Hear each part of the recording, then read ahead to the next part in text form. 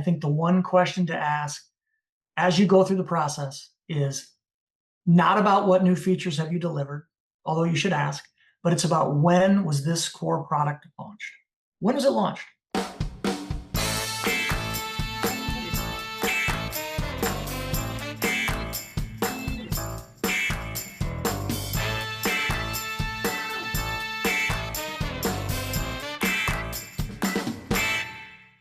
Okay, welcome back to the Marketing Playbook, presented by Details Interactive, Belardi Wong, and Element. Here you'll take away 3 game-winning marketing plays every episode to take back to your team. I'm your host, Mark Friedman, and my career has been focused on direct-to-consumer marketing, direct mail, physical retail, and digital commerce.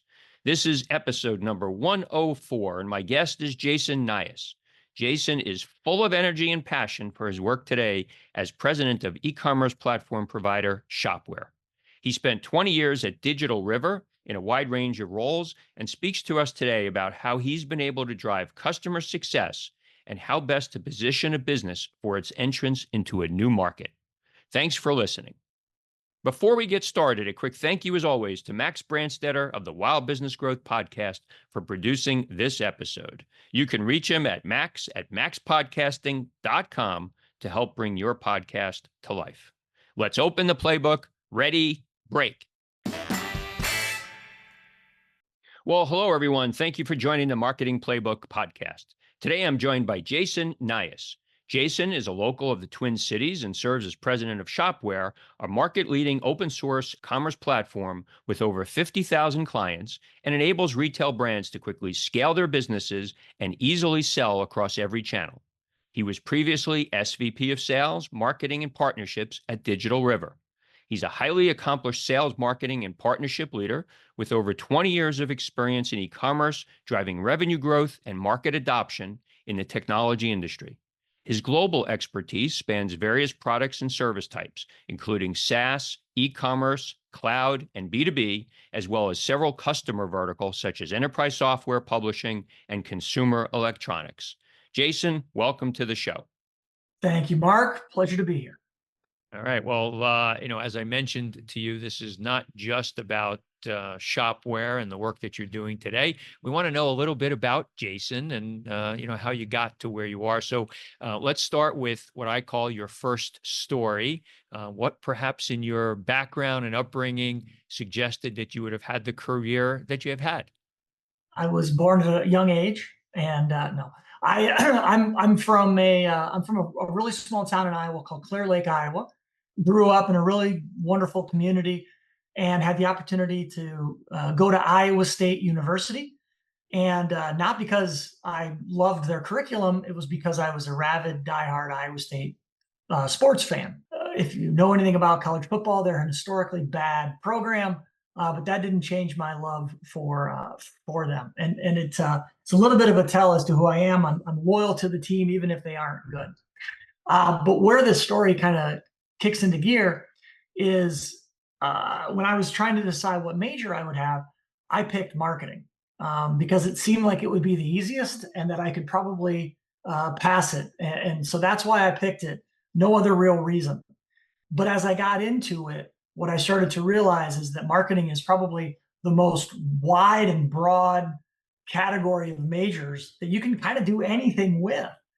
And so I was excited to come on your podcast, giving it's the Marketing Playbook podcast, because I love marketing and all things marketing, but man, it is a wide berth of options to go into. Yeah, it really is true. And, there's, folks that, sometimes somebody will say to me, geez, why did you have that person? They're not a marketer.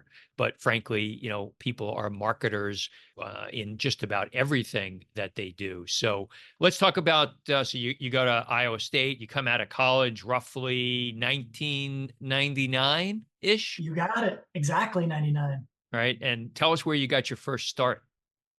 Yeah, so my first, back to the point around marketing, you can do anything.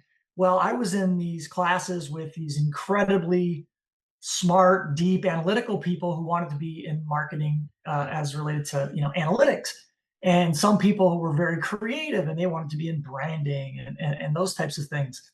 And some were really great communicators and they wanted to be in writing and PR.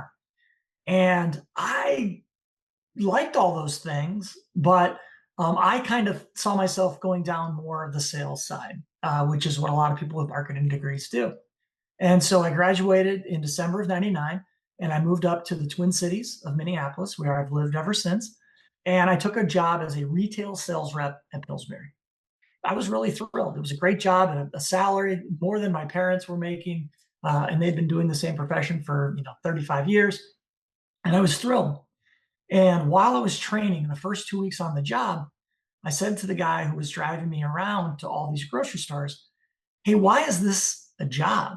It feels like there's a lot of things that can be automated about this job. And it feels like we used to drive to stores just to go look at 3 or 4 sections, refrigerated baked goods and the taco section and others. It's like, why don't they just combine 4 or 5 different companies and visit a store and visit the whole store?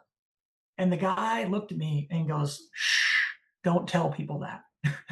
Well, it was about 4.5 months later that they flew 600 of us into Minneapolis at the Embassy Suites and they let us all go. And they said, we are outsourcing your job to a company called Crossmark. And you have a choice. You can take the same role at the same salary and same everything to this other company, or you can take the package. And man, I was so happy because that job did not fit my personality style and skill set. And but again, back to I'm from a small town, Iowa. I was telling my friends and family, and they said, no, you take a job, you do the job, you make the best of the job. And after a year, maybe 2, you can go and look and do something else. And so I had made up my mind I was going to do the job until they let me out, the get out of jail free card. Interesting story. That's amazing. Well, you parlay that into, and I guess one of the takeaways is that, what you could look at as a bad thing, you actually parlayed into something that was a good thing, right? So you go to a company called Digital River. Tell us about that. Well, so that day that I was, I guess, outsourced my job, it was in Minneapolis. The Embassy Suites is over by the airport, and basically a couple of blocks away is the Mall of America. And it's one of the largest malls in the world. Before that, I worked at a company called Ameritrade, which was a online trading platform for stocks, and I loved it. And I was a little bit of a day trader at the time. And we were at the Mall of America, and the CEO of Digital River, which was a public company, was being interviewed on a panel at CNBC, which was being broadcast, all over the world. Big CNBC fan, big stock trading fan, public company fan. And this Joel Ronning, the CEO of Digital River, was talking about, Bill Gates's comment around the information superhighway. And Joel kept saying, anything that can be sold direct eventually will. And or anything that could be sold online directly will. And I was really inspired by his story. The next day, I go to lunch with the girl I went to college with, and her mom was an accountant at Digital River. And so she recommended I go in. So this was a Wednesday, had the interview on Friday, and had the job offer on my drive home. And I worked at Digital River for 20 years based on that origin story. Wow, that's being in the right place at the right time and having connections and all those things. Early on, one of the areas that you worked on at Digital River was the MLB shop. And I've had some experience with MLB Advanced Media. That wasn't a thing back at that time, right? It was the beginning of MLB Advanced Media. So Noah Garden and Joe Molinaro and all those guys joined from Outpost.com, and they were a recruited team of people to go in and start to build this business called Major League Baseball Advanced Media.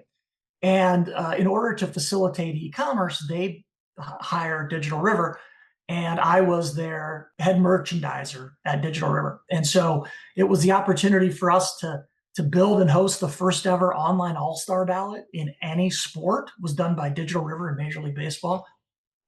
We built and managed the stores for all of the Major League Baseball teams and dealt with the spikes in traffic for things like the World Series or the All-Star game. And it was just a tremendous, tremendous experience for me.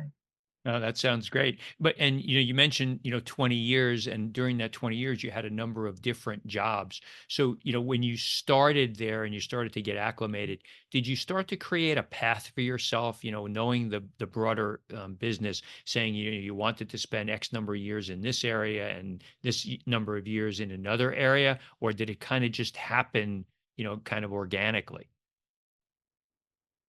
Very organic. I think one of the things you'll find from anybody who spent 20 years at any company is that there's a theme around being at the right place at the right time and luck and being opportunistic. And that was certainly the case for me.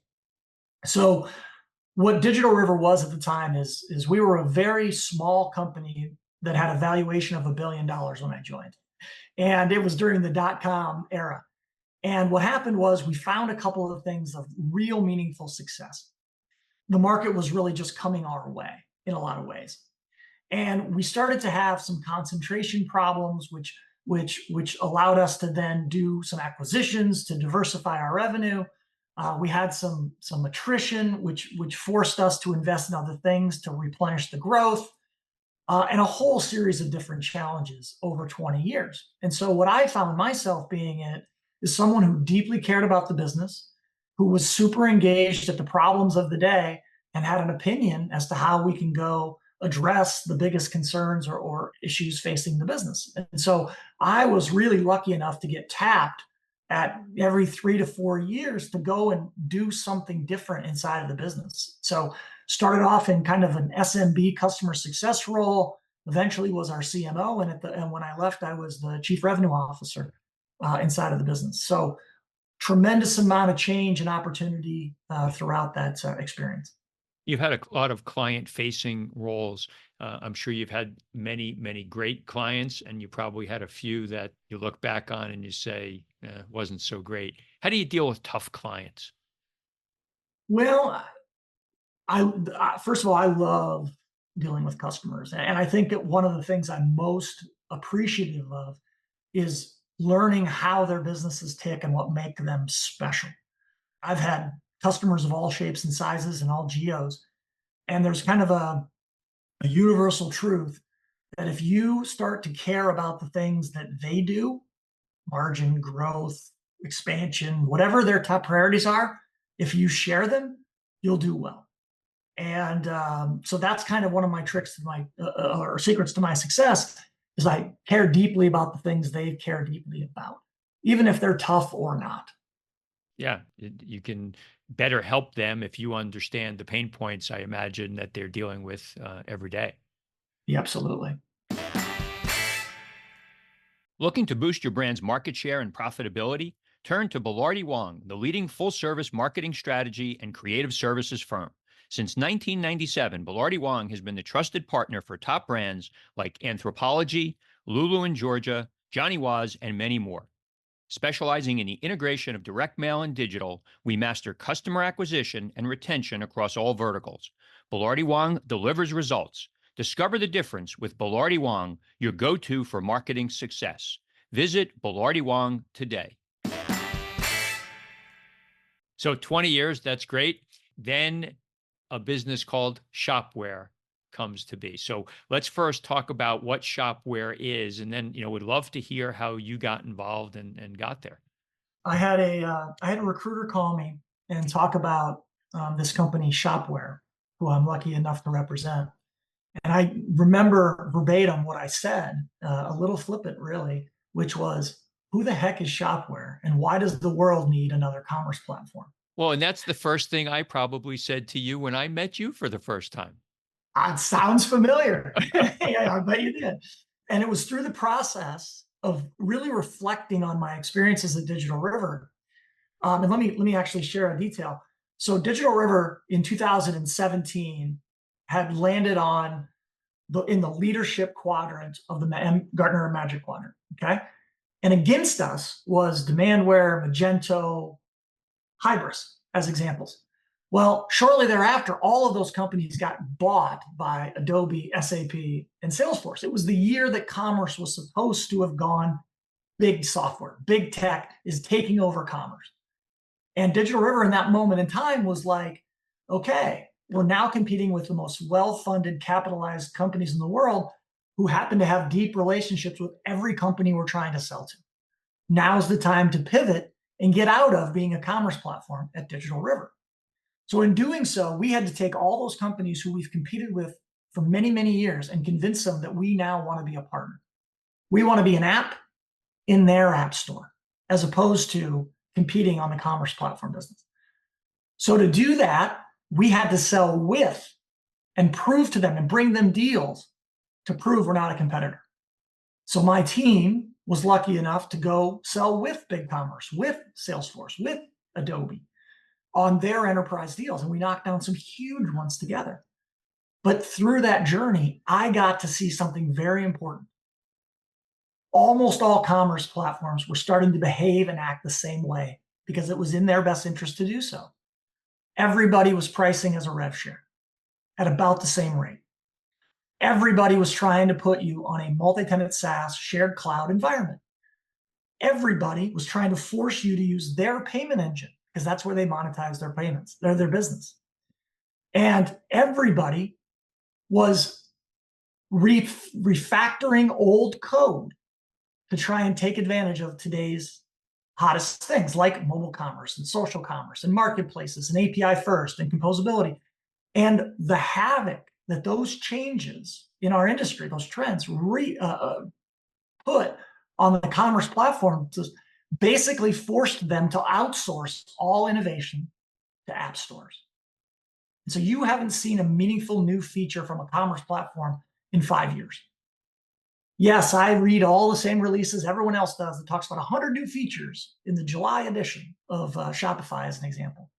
Well, those aren't new features. Those are tweaks to existing features, more merchandising types, externalizing APIs, etc. And so why Shopware?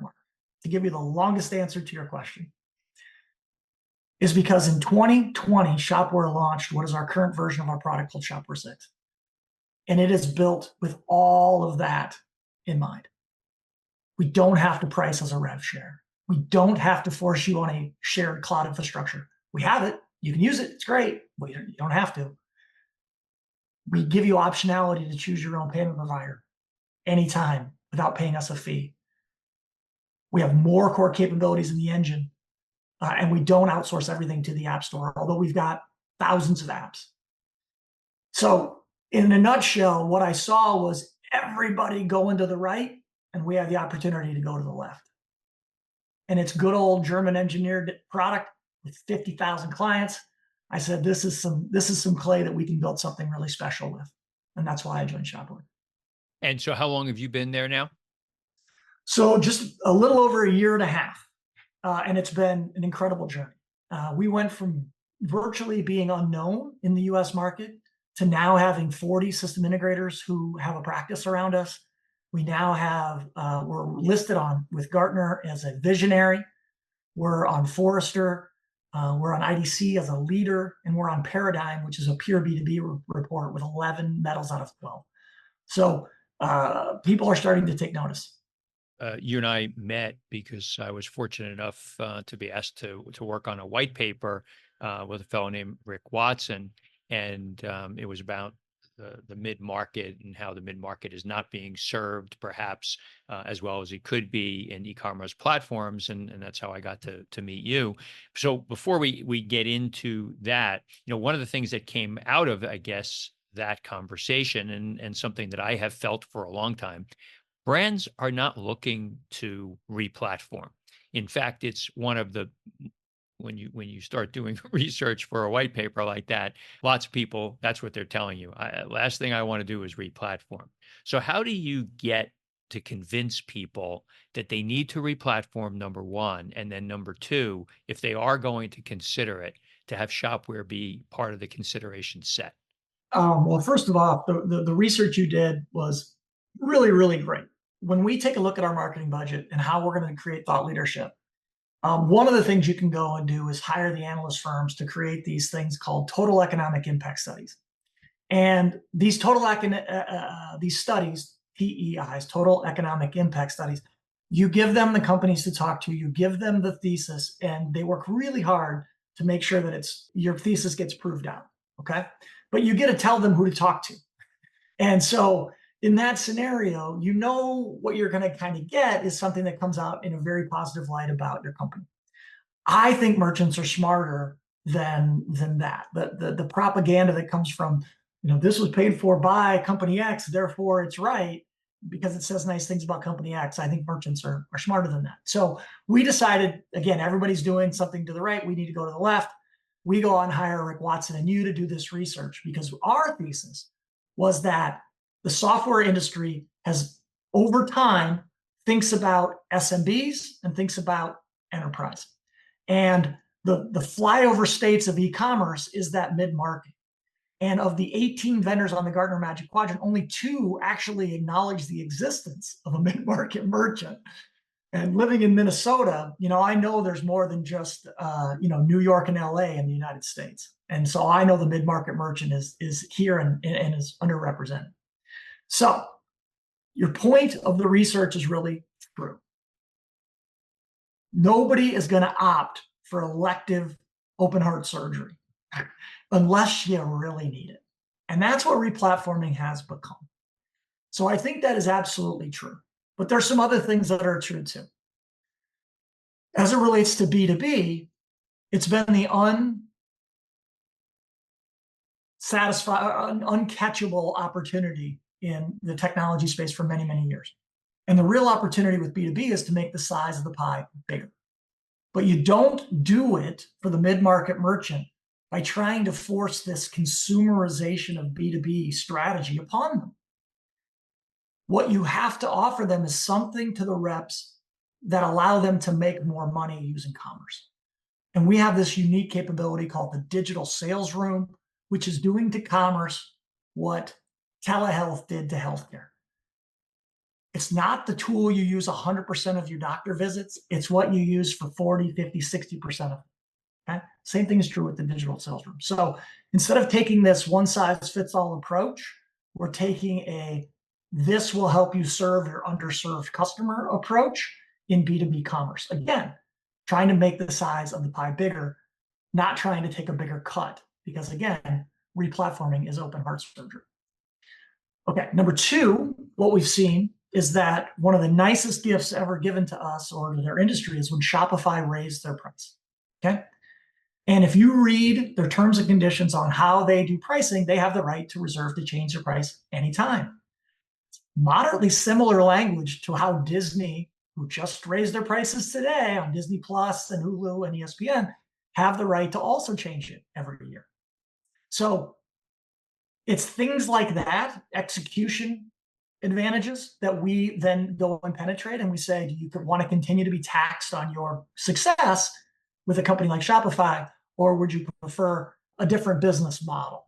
And it's in those scenarios where it's not about replatforming for the traditional reasons. It's because it makes it a lot more economic sense, having a lot of success with that story. So those are 2 really good examples of where we're winning. Element is an award-winning advertising agency optimizing e-commerce campaigns around profit. In fact, they've helped 13 of their customers get acquired, with one selling for nearly $800 million and one that IPO'd recently. Plus, they were ranked as the 12th fastest growing agency in the world by Adweek. If you're an e-commerce business that needs help scaling your ads profitably, check them out at element.com, spelled ELUMYNT.com.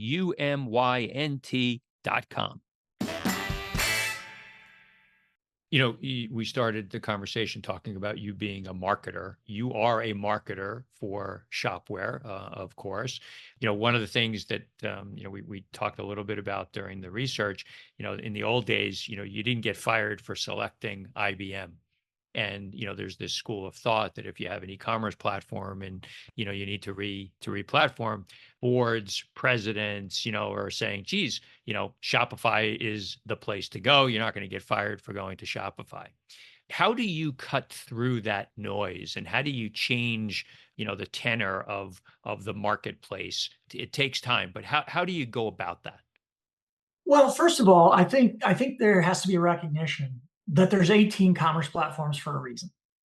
And some of them are the perfect tool for the right ideal customer.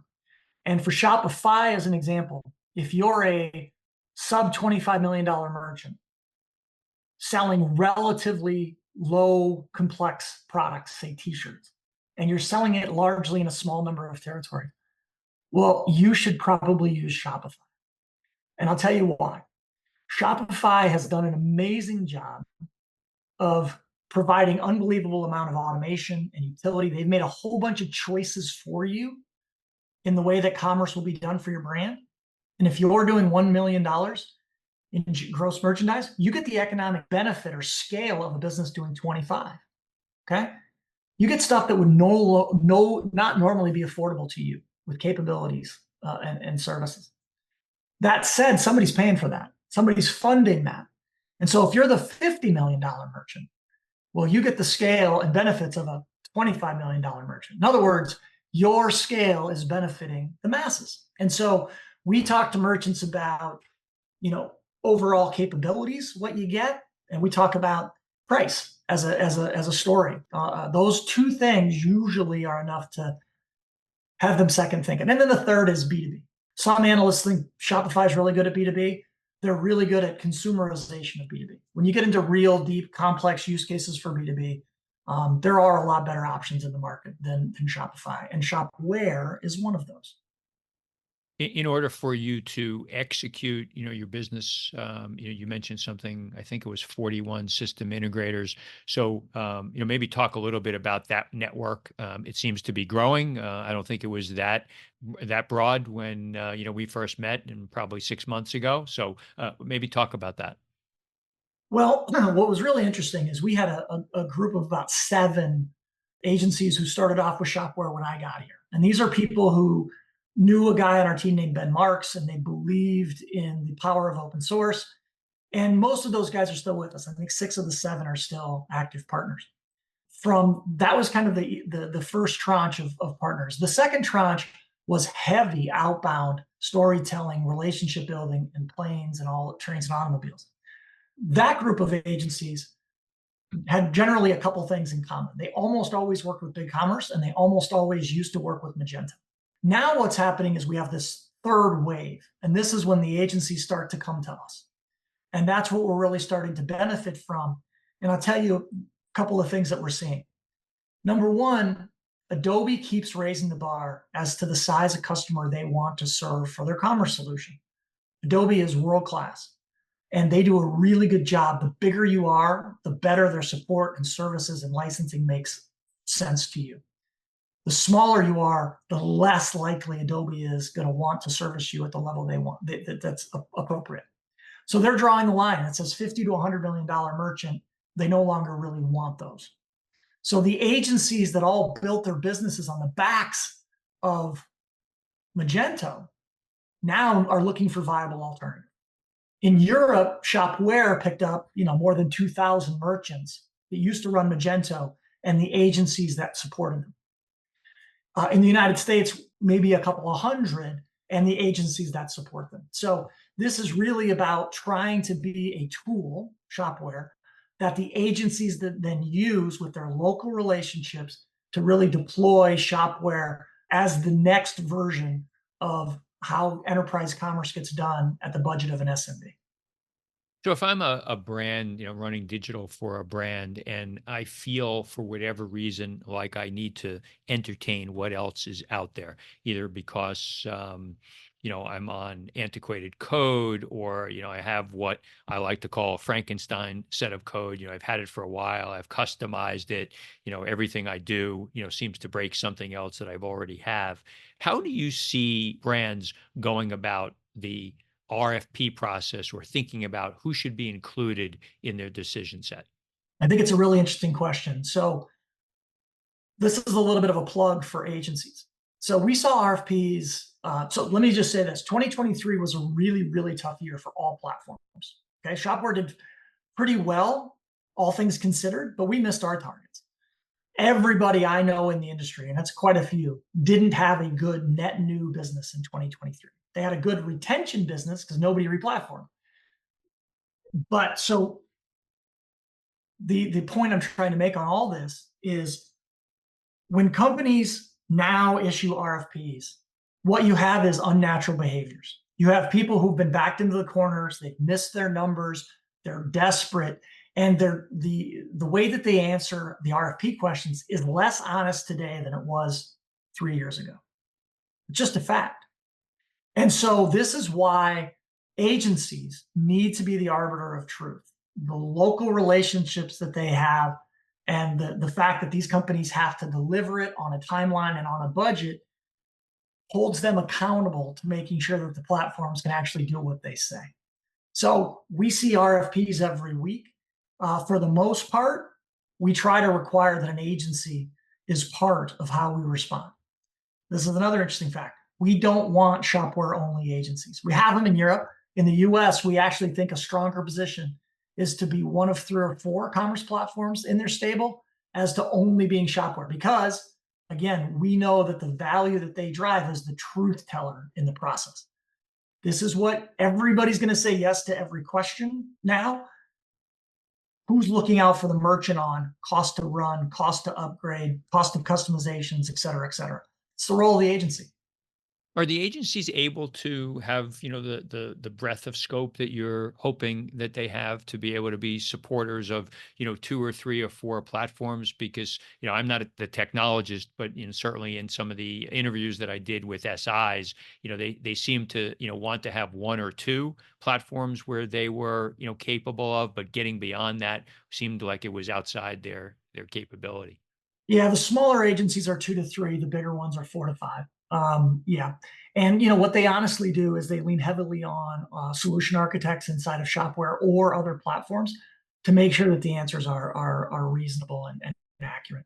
But yeah, absolutely. Some struggle with it more than others, but the good ones absolutely do it. As we're getting down to the end of the show here, any last comment specific to about the market, where Shopware sits in the market? Now's your opportunity, Jason. I think I'll leave you with just one comment. There are a tremendous amount of really good commerce platforms out there. I think the one question to ask as you go through the process is not about what new features have you delivered, although you should ask, but it's about when was this core product launched? When was it launched? And the reason that's such an important question is because in today's world where people are responsible for hosting and managing it themselves in their own cloud, they can mask how old the technology is and the amount of refactoring that has to happen. So I think for merchants, the unasked question that matters the most is how old is this product? Okay. How old is this product? You heard it here, folks. That's what you should be asking. All right, we're down to the end. We do a 2-minute drill here. Jason, you're a football guy from Iowa State. We know that the team's not as good as you'd like it to be, but Historically, they're good now. okay, there you go. All right, 7 questions. You ready? 1-word answer. A brand that you admire or that inspires you. Biore, Favorite app on your phone. X, the Twitter app. Last website other than Amazon that you shopped from. Dick's Sporting Goods. Something that you're not good at, but that you wish that you were. Dancing for my daughter. A charitable organization that you're passionate about. The We Will Collective, which is paying NIL dollars to student athletes. Great. If you had one superpower, what would it be? The ability to read people's minds. Oh, that could be scary. That would be. Sometimes you don't want to know. That's right. Other than family, what's your most prized possession? My sense of humor. And you have a good one. Where can people reach out to you on social media should they be interested, Jason? Please send me a note on LinkedIn. Jason Nyhus, Nyhus. Okay, fantastic. Jason, really appreciate you doing this. I know you've had some travel challenges the last couple of days, but thanks. And very nice to see you again. And we'll certainly stay in touch. Thank you, sir. That's it. Today's game ball goes to Jason Nyhus for coming on the Marketing Playbook. To me, today's 3 game-winning marketing plays were as follows. Number 1, Jason spoke about how Shopware is thinking about the market they sell into and how best to prepare their product for market fit. I loved his comment, if everyone is going to the right, then you need to go to the left. Simply saying that you need to find that white space or the void in the market and then try to exploit it faster than anyone else. And number two, if you're in a role where you're servicing customers, one of the ways to excel is to care deeply about what they care deeply about. Make sure to learn about what makes their business special and the drivers that will make them successful. And number three, it's not always easy, but try to find a job that fits your personality. If you're outgoing, perhaps being in sales is the right role for you. That said, I've always found it valuable to push outside of your comfort zone. Get involved in either a role or a hobby that's not easy for you to do. You'll become a better person for having done so. Thank you, Playbook marketers, for listening to another episode. If you want to check out more pages of the Marketing Playbook, make sure to subscribe on your favorite podcast spot and leave us a 5-star review on Apple Podcasts. Until next time, the devil is in the details.